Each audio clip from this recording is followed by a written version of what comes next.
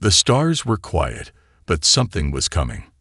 On the edge of the galaxy, in the center of the United Galactic Council, alien leaders from over 50 advanced species had gathered. They sat in tall, silver chairs, watching a hologram on the wall.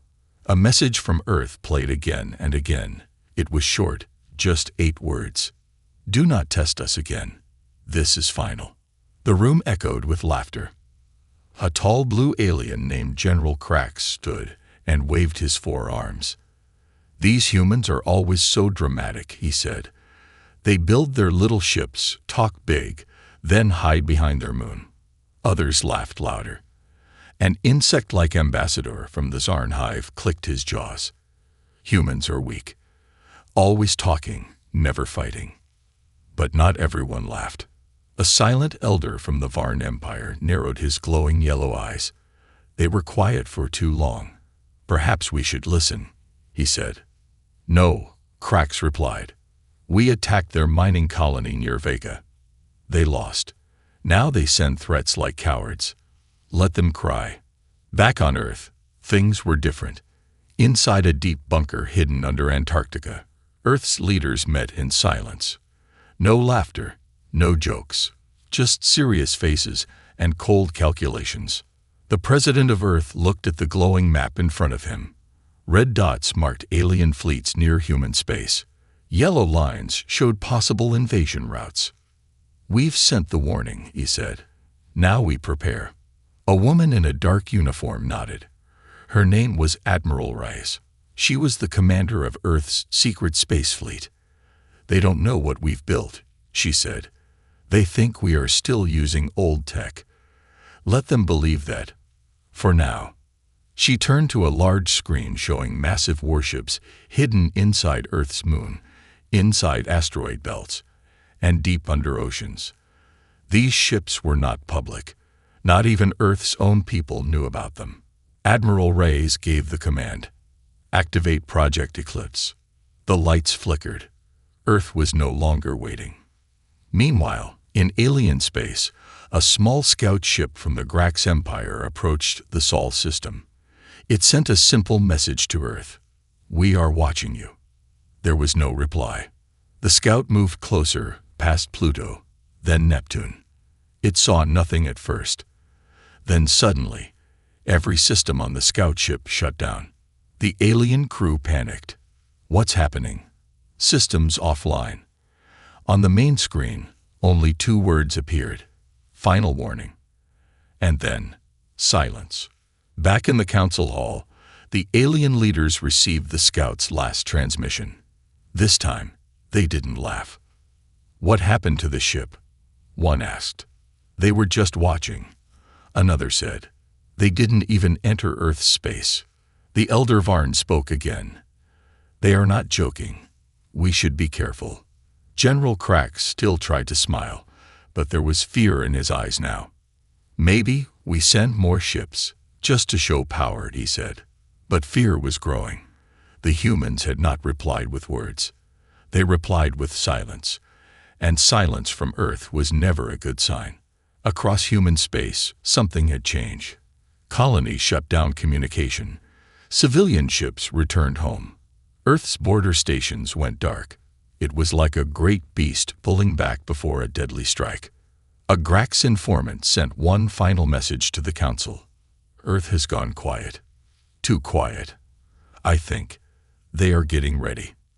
That night, in the dark space between galaxies, 12 massive human warships disappeared from their hiding places. No engine flares, no sound, only shadows in the stars. They didn't move toward the enemy. Not yet. They just waited, blocking every escape route. And far below, on Earth, Admiral Rice looked up at the sky and said quietly, "They laughed at us. Let them laugh while they still can." The space around Earth became still.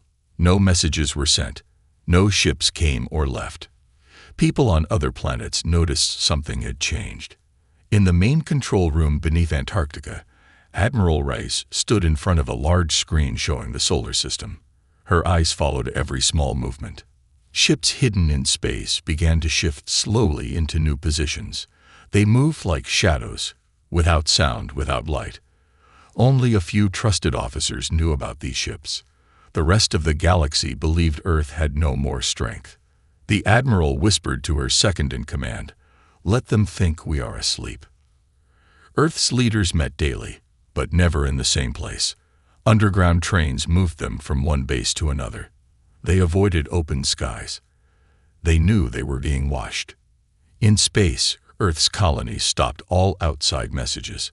Some alien traders tried to land but were told to leave. Satellites turned inward. Civilian transport ships were recalled. The skies above Earth were calm, but too calm. On the outer edges of human space, probes returned strange reports. Alien ships were gathering. Some were testing Earth's borders. They came close, but not too close. They wanted to see what humans would do. Earth did nothing.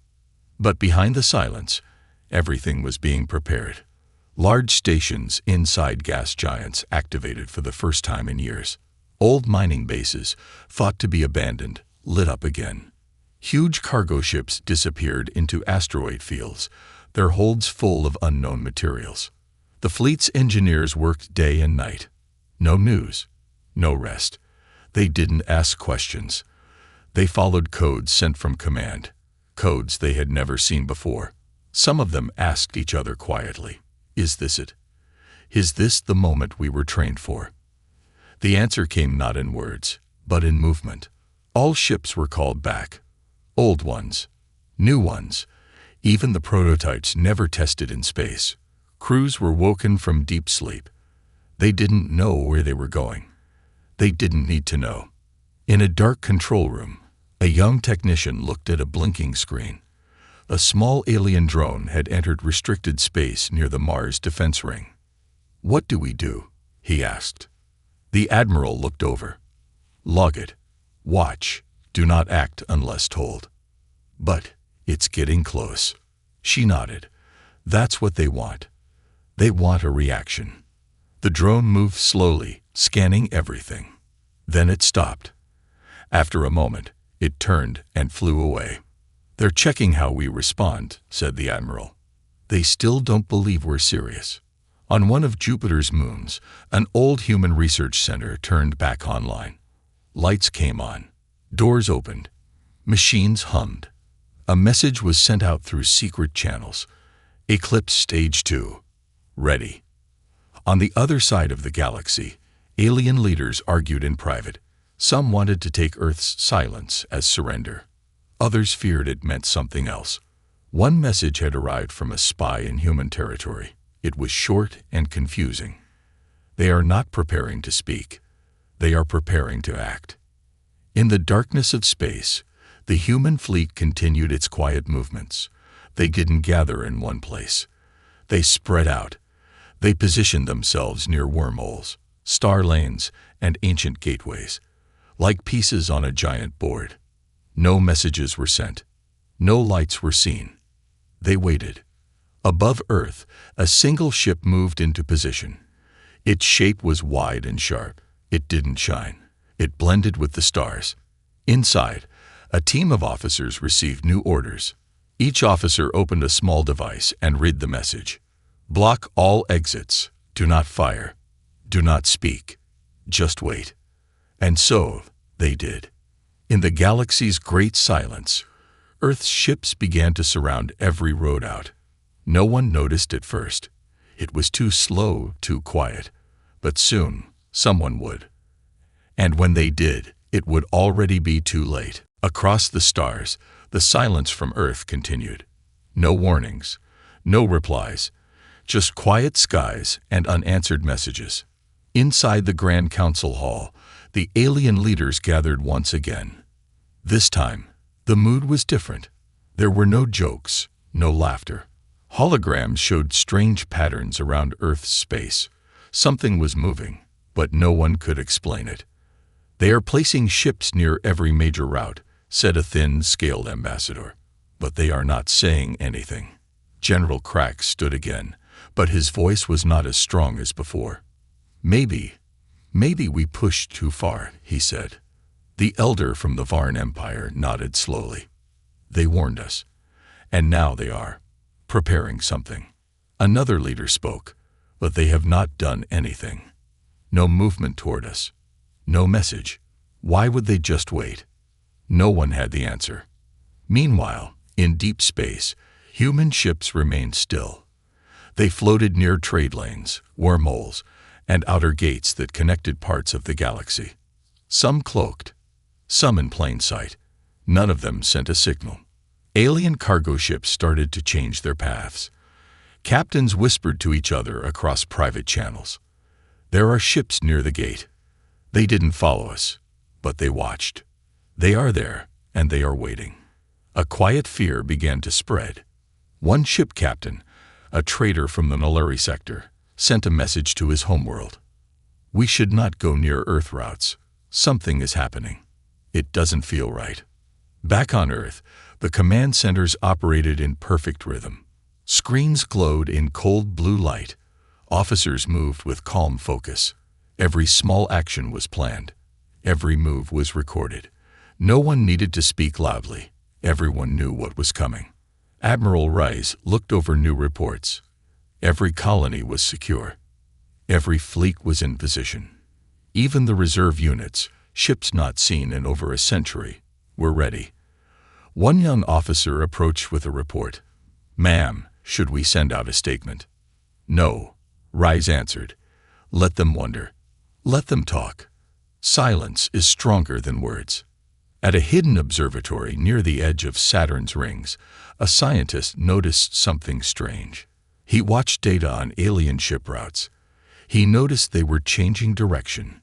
Slowly, quietly, like shadows moving away from something they couldn't see. He whispered to himself, "They're pulling back." The scientist sent his findings to command. Earth's leaders reviewed it carefully. No joy, no celebration, just confirmation. The message was clear. The galaxy was beginning to feel the pressure. And still, no word was spoken. On an icy moon near the Zarn hive, a group of aliens spoke quietly in their underground chamber. "We have never seen the humans this quiet," said one. "Maybe it means they are weak." Or maybe, another said, it means they are no longer trying to talk. In space, a large human ship appeared behind a gas cloud. It did not move fast. It did not hide. It simply waited near a major wormhole exit used by many alien fleets. Its lights were off. Its signals were silent. A small alien patrol ship noticed it. The crew watched in silence. "It's just sitting there," the captain said.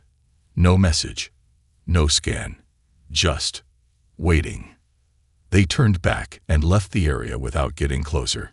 Even the bravest no longer felt curious. In the data centers beneath Earth's surface, operators tracked the alien reactions. Many fleets were slowing down. Others had started to return to their home systems. The message had been received, even if it was never spoken. Admiral Reyes met with Earth's president through a secure line. "Their fear is growing," she said. "And our people?" the president asked. "They're ready, calm, focused. We've trained for this moment for years." "Good," the president replied. Then we let the silence do its work. Far across the galaxy, a young alien diplomat recorded his daily notes. He ended his message with a single thought. "The humans have spoken no words, but their silence is louder than any threat we have ever heard." Time passed, but the silence did not break. The stars moved as they always did, but in many corners of the galaxy, daily life was no longer normal. Ships changed routes. Trade slowed. Some stations went quiet. And all of it was because of Earth. No one had seen a single message from humans in months, yet their presence could be felt everywhere.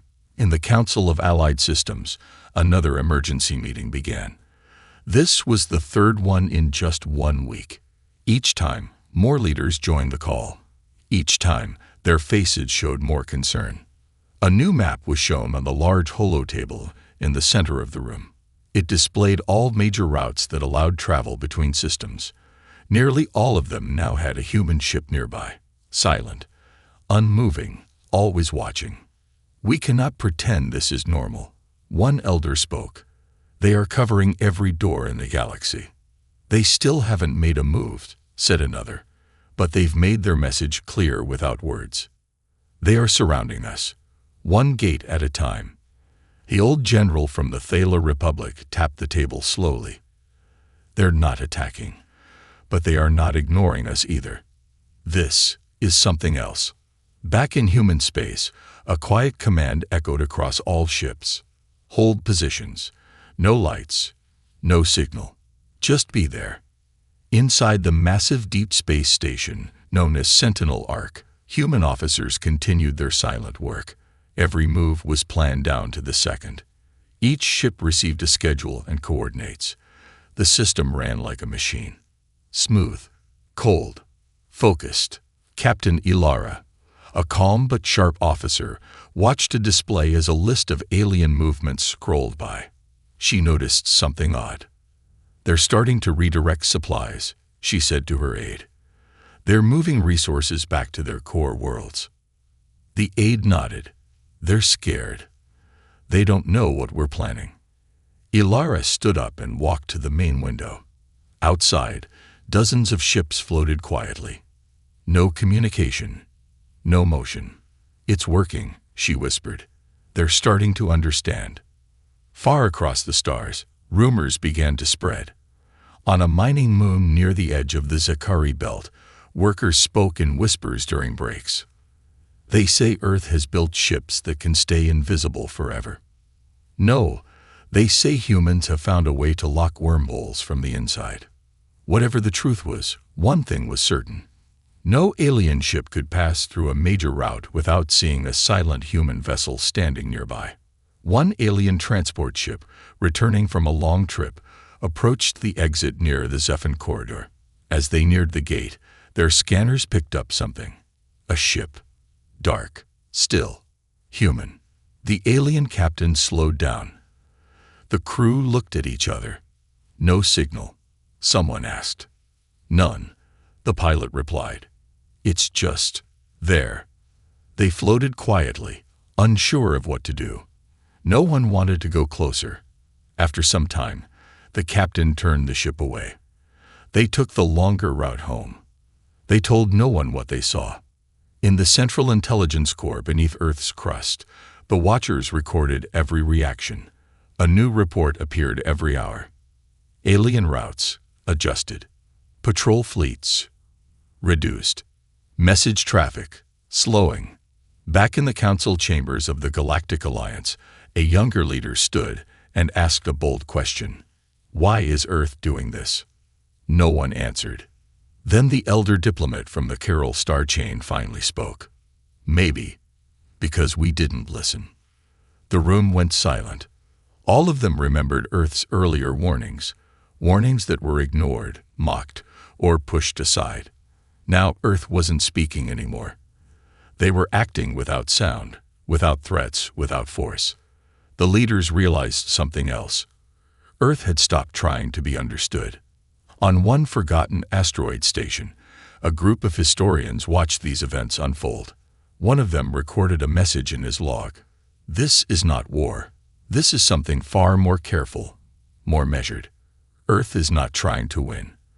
They are trying to make sure no one forgets." The galaxy began to feel smaller. Travel routes that were once busy and bright now felt cold and narrow. Alien ships slowed when nearing them. Stations dimmed their lights early. Cargo transports moved in groups now, avoiding quiet paths, even if it meant longer journeys. All because of Earth. Earth had not spoken, had not moved, had not attacked. But still, it controlled the mood of space. In the hidden control center under Antarctica's surface, Earth's top strategists met again. A quiet screen showed a map of the galaxy. The glowing dots, each one a human vessel, blinked slowly around every important system. "Any response from the Central Galactic Council?" asked Commander Dallin. "None," said his assistant.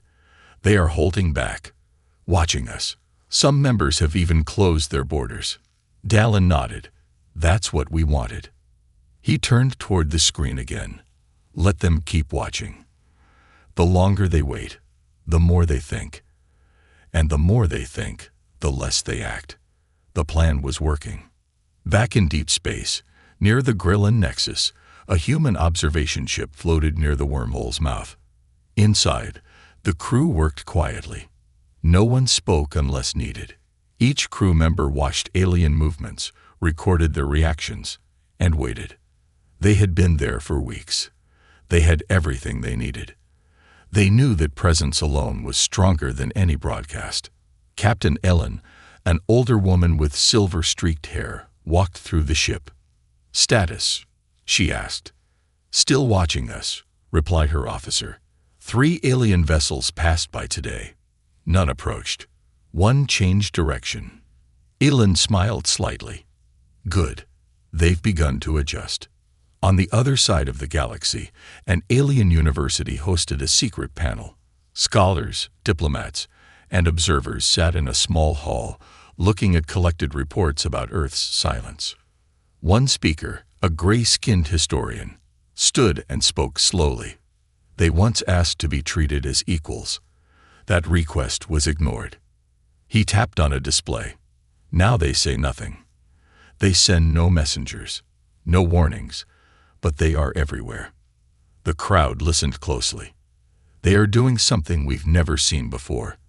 They are showing their strength, not by using it, but by letting us feel it. A student in the crowd asked, "What do they want?" The speaker looked up. Maybe nothing anymore. Maybe this is the answer. In quiet corners of space, alien civilizations held private meetings. Families began asking questions. Why had Earth changed? What did they want now? Why did the stars near their borders feel so still? An elder among the Solari race offered a simple thought during a fireside discussion. Perhaps Earth has realized they no longer need to speak. They only need to be seen. On a silent moon base near Pluto, a signal officer noticed something strange. "Sir," he said, "alien transmission channels are becoming more polite. Their messages now include delay notices, clearance requests, even travel warnings." His commander raised an eyebrow. "From who?" "From nearly every major empire," the officer replied. "They've never done that before." "No, sir. But now, they're asking." Back on Earth, inside a quiet diplomatic chamber beneath Geneva, the president and senior advisors reviewed the latest intelligence. "They are changing their tone," one advisor said. "Not officially, but in small ways. Less noise, more care." The president looked out through the window at the night sky. "They finally understand," she whispered. "This galaxy is not as big as they thought, and we are not as small. The stars continue to shine as always. But now, they were watched carefully, not with weapons, not with anger, but with quiet presence. From distant planets to orbiting stations, one message became clear among alien minds. Earth had waited long enough. And now it had chosen another way to speak, by simply being there. Watching. Ready. Unshaken. The silence lingered. It had become a part of space itself, a quiet force that no one could ignore. And as time passed, it began to settle into the hearts of those who lived among the stars. For the first time in galactic history, no one was sure how to act. On Earth, the command centers continued their careful watch. The fleet's ships drifted from one galaxy's edge to another, each vessel waiting for something, anything, that would break the stillness. But nothing came. And yet, the entire galaxy felt it, the weight of Earth's patience. Admiral Reyes stood before a large holographic star map, showing the patterns of alien fleets. As she observed, she noted something unusual. "Some of the most powerful ships in the galaxy are not moving anymore," she said quietly to her second-in-command. "They're waiting. Just like us." Her officer nodded. "They've stopped trying to reach us. They're staying away." "What does it mean?" Reyes didn't reply at first. She studied the map, then slowly walked to the edge of the room. "It means they finally understand," she said, her voice calm but firm. "They understand we don't need to speak to be heard. The quiet was working. In alien councils across the stars, meetings began to shift in tone. Where once there had been defiance, now there was careful consideration. Where there had been arrogance, now there was doubt. The leaders of the Malari Empire met behind closed doors, their voices filled with uncertainty. "They've made no threats, no attacks," said one diplomat, his eyes glancing nervously at the view screen. "But their ships are everywhere. They control every exit, every route. We can't move without crossing paths with them. We've tried to push them. We've tried to make them respond, but they don't." Another leader spoke up, their voice quiet but serious. Maybe Earth doesn't want to attack us. Maybe they've learned something we haven't." A quiet, uncomfortable silence filled the room. Across the galaxy, small messages began to circulate. Some alien species, once so confident, began to speak in softer tones. They talked among themselves about the humans, about their strength, their silence, and their mystery. Earth had given no clear answer, yet somehow it had taken control of the galaxy's attention. And still, no ships from Earth moved to confront any of the alien forces. They simply waited, as if every star, every planet, every asteroid were part of a great chessboard. And Earth had already made its move. Far away, in the outer reaches of the Omega Sector, a small alien research station floated. Scientists working there studied human patterns, observing how Earth's silence affected galactic trade, diplomacy, and military movements. "Look at this," one scientist said, pointing at the data stream on his console. "These planets, they've begun to change. Ships are avoiding Earth's trade lanes, even when it's slower. They're adjusting their entire course just to stay clear of Earth." His colleagues stared at the display in disbelief. "And Earth hasn't even moved a ship." "No, they've just made their presence felt. And that's enough." At the council table on Earth, the president sat in silence for a long time. The advisors around her waited, but they knew better than to rush her thoughts. They had been through this many times before. Earth's actions were never impulsive. They were calculated, and they had worked. "We've done it," the president said softly, breaking the silence at last. One of her advisors hesitated. "We've waited. But what happens now?" The president looked at the stars outside the observation window, her eyes reflecting the distant glow of far-off worlds. "Now we wait for them to make the next move, because we've already shown them ours. And this time, it's theirs to decide." For the first time in history, Earth had done something no one had expected. They had chosen not to fight, not to conquer, but to simply exist in the quiet. And in doing so, they had shifted the balance of power. The galaxy's most powerful civilizations, those that once mocked Earth's warnings, were now the ones questioning everything. They had learned the hard way that Earth's silence was louder than any weapon or fleet. Earth had shown them that sometimes the strongest move is the one you never make. And so, in the far reaches of space, the stars continued to shine. But now they carried a new weight, a weight that would echo through the galaxy for generations to come. The silence of Earth was not the end of their story, it was the beginning.